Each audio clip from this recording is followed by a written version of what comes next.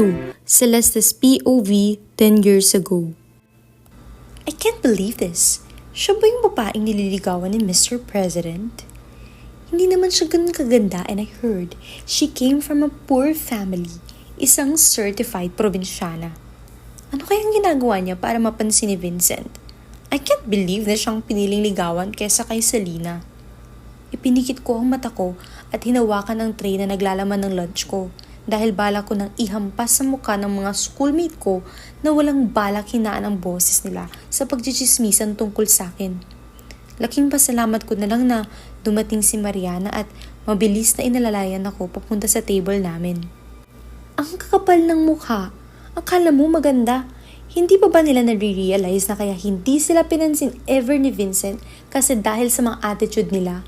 Sabi ko at padabog na kumain ng spaghetti. Celeste, please calm down.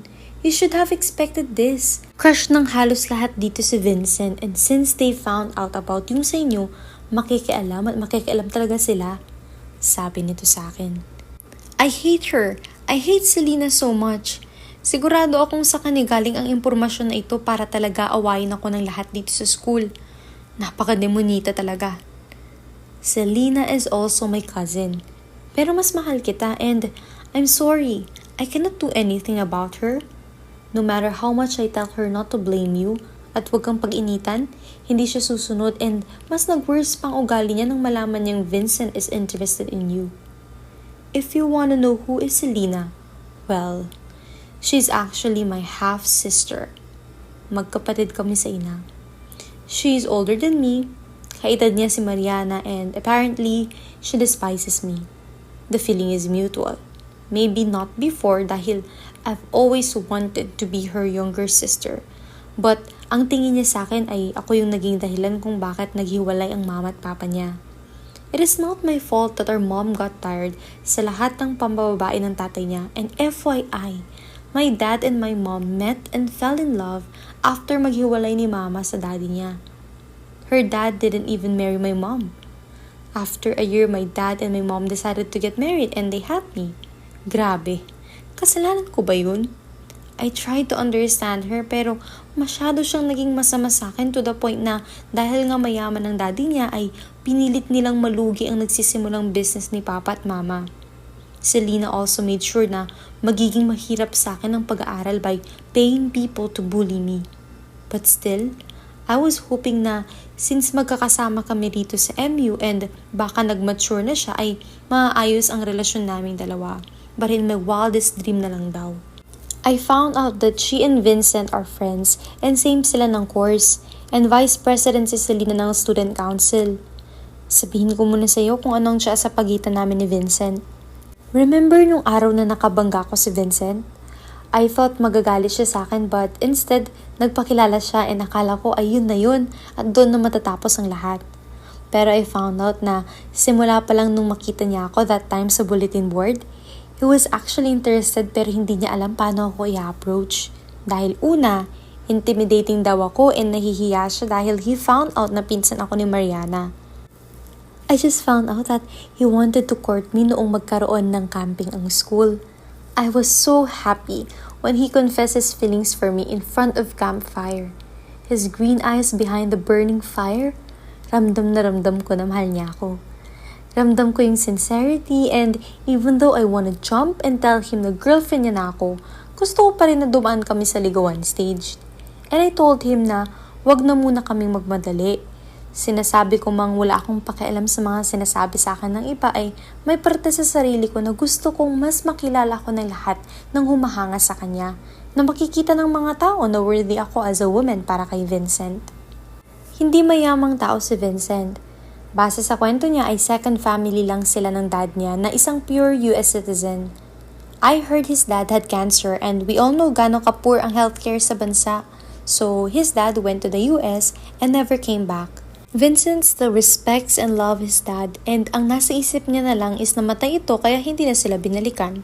I was so drowned with my thoughts na hindi ko na malayan ang dalawang pares ng berdeng mata ang nakatitig sa akin. Wearing his picture-perfect smile na kung saan labas ang mapuputi at pantay-pantay niyang ngipin. I do ask myself sometimes kung makatao pa ba yung pagiging gwapo niya, and not just that, his traits. Yung pagiging gentleman, strict, responsable, at matalino pa niya.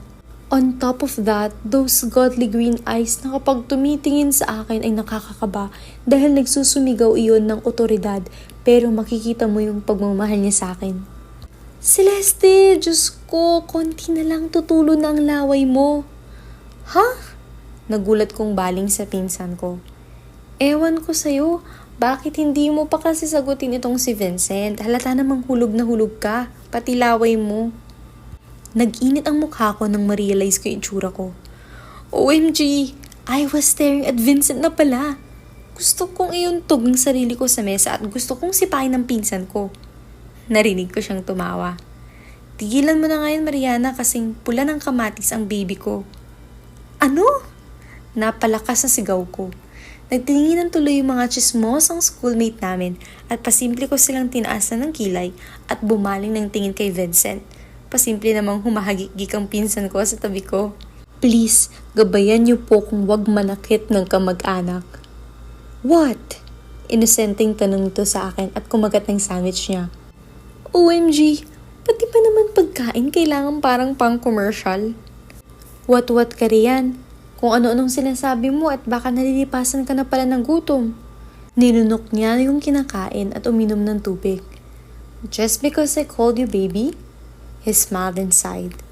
Well, sooner or later, you'll be mine, either girlfriend or pwede rin namang asawa agad. So, anong gusto mo? Han na lang? Umay!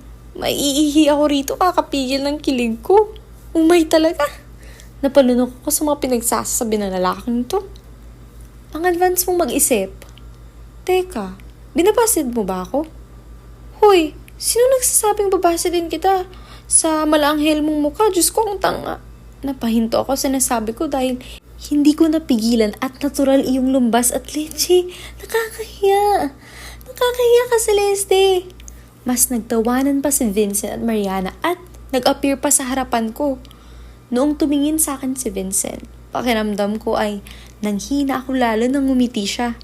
Kaya ikaw ang hon/baby ko nun. Present day.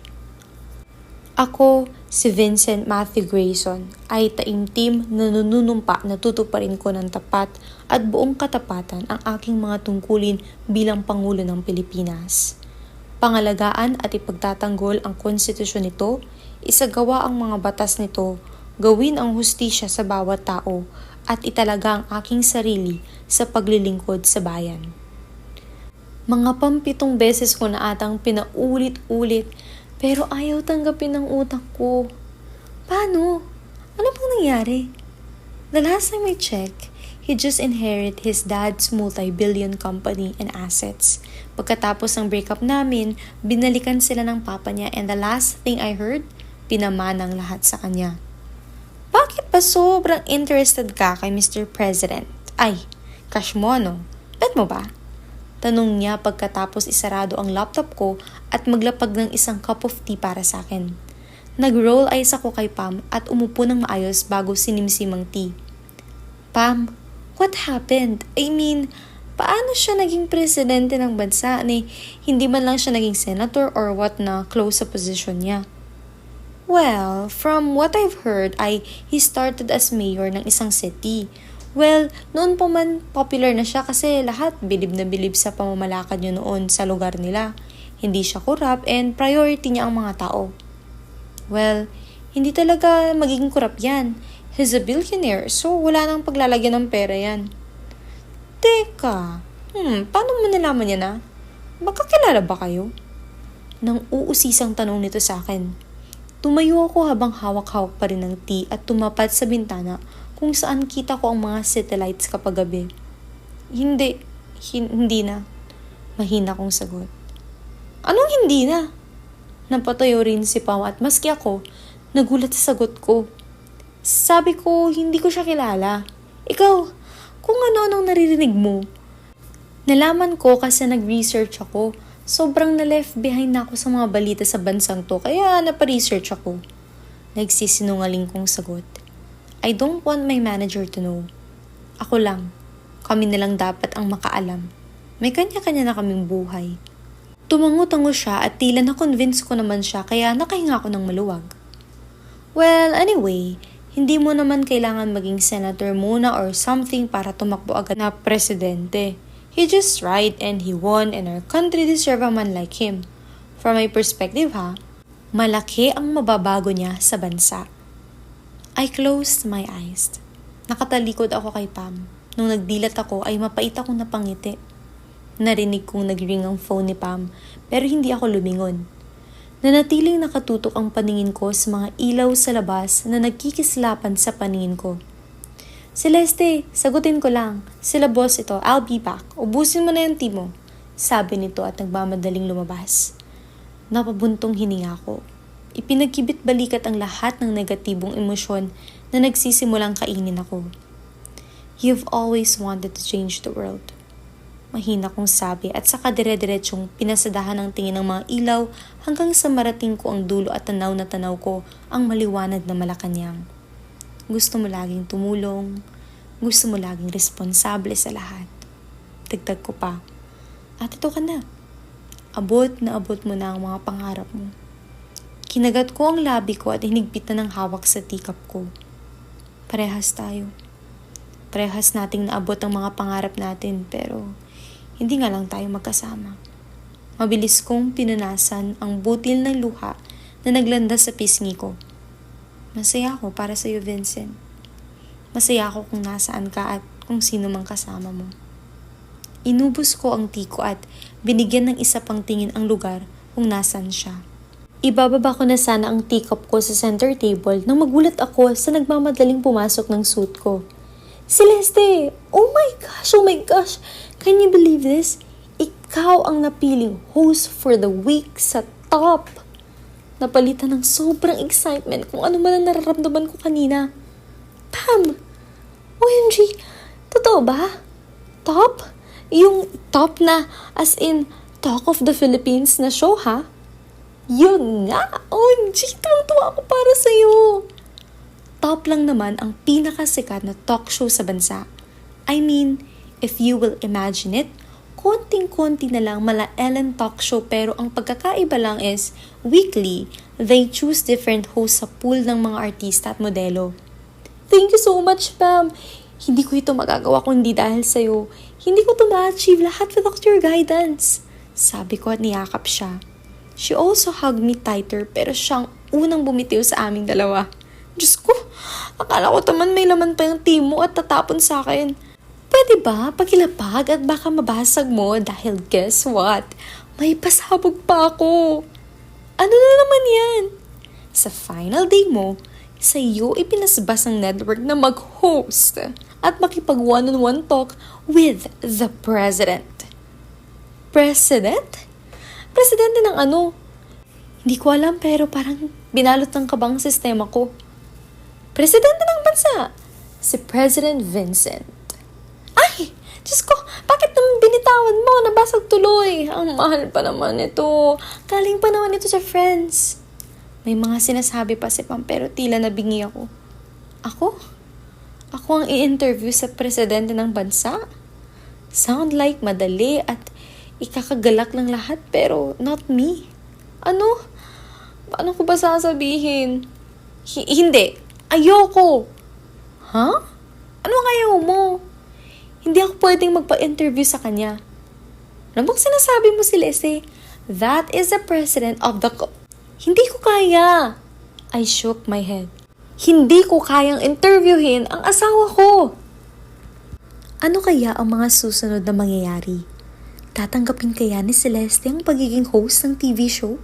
Ano kaya ang mangyayari pag nagkita sila ni Vincent na ngayon ay presidente na ng Pilipinas? Abangan sa mga susunod na kabanata.